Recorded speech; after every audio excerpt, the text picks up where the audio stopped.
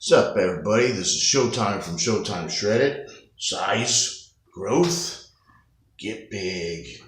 Um, Hope you all have a great weekend. We got some great sunshine out here, and I just wanted to start off by saying, everybody out there who's taking care of your kids and doing what you're supposed to do as a father or mother, grandmother, grandfather, sister, brother, you're doing the right thing, guys. And anybody who's out there grinding, making it happen, out there competing, stepping in the arena, whether you're winning or not, you're always a champion in my eyes, doing something everybody else is too chicken shit to do. So if you are one of those people that doesn't give a fuck and you're out there grinding and you're out there trying, regardless of whether you're being successful or not in the sports arena or in the business or in your job, if you're going there every day, kicking ass, taking names, doing the very best you can, even if you fall flat on your back, you're still ahead of 98% of the people.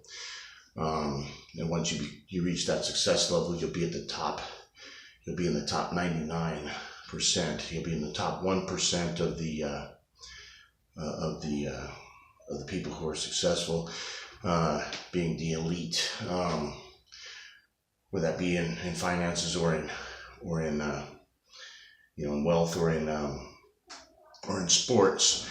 And remember that every successful person leaves a blueprint. It's not like, you're going out there in the dark. If you can follow a champion who can take you under their wing, mentor you a little bit, guess what? It's going to put you at a higher level. You got to put that ego aside. I'm going to do it myself. This isn't the John Wayne days, guys, unless you already have a really good idea of what you're doing. It's going to cost you thousands and thousands of dollars, thousands and thousands of hours to figure out what maybe you could have done in 3 to 5 years, maybe even 6 to 12 months. I remember being a dumb kid wanting to do it my way. I could have saved myself all those thousands of dollars and thousands of hours by just coming to an expert in the first place, and getting the advice straight off. Unfortunately, Roger Baker wasn't around back in those days. He didn't show up on the scene until 98.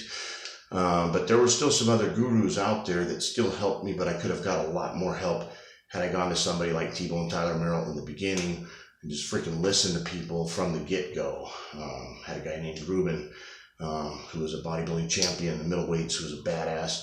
I didn't want to listen to him. I was a stupid kid, 19. I haven't plateaued yet. You're going to plateau? I don't think so. Stupid, Didn't listen to him. But I listened to him later on, and I got some advice that helped me win a novice show from him, and from Andre Scott, from the combination of those two guys, and Marianne Hesley, who helped me with some little thing. But instead of keeping an open hand, you use a closed fist, things like that. Just basic, tiny things that you wouldn't think make a bunch of a difference. That is like this outside of the arena, but it's like this on stage. Big difference. And listen to your coaches, your teachers, all that. Whether you're an adult, kid, doesn't matter. You can never stop learning, stop growing. The time you do is the time that you plateau, or worse yet, you die. So you can't do that. So don't let your size get in the way. I used to be 108 pounds.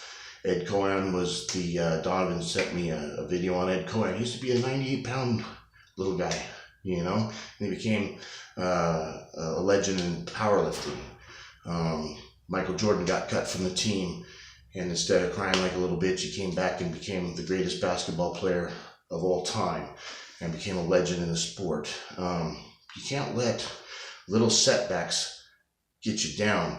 A setback is just a setup for something greater. If you take it like that and you take things to the next level, or you make a failure and go, what can I learn from this? Like the guy with the sticky notes who had a massive failure, and go, what can I do with all these adhesives that I have that just look like it's a waste of time? He made the stick-em notes. Instead of having an adhesive that would last forever, he made post-it notes. He made a fortune off of those. So don't always look at failure as the end. Look at it as the beginning. Look at that setback as a setup for greatness. And if you do that, you're going to be way ahead of a lot of people. And the hardest worker is not always the most successful, because you've got to be smart, not just go hard. You got to be smart too. But I can tell you one thing: if you're the most consistent, the most disciplined, hardest working, you may not be the most successful, but you will be successful. That is the golden rule of everything. I was told at the meeting way back, years and years, decades and decades ago, as a wrestler, when Coach Stallworth said, look, if you want to be a champion, you got to do this, this, this, and this. If you want to be undefeated, you got to run to all your classes. Well, that was kind of a problem because we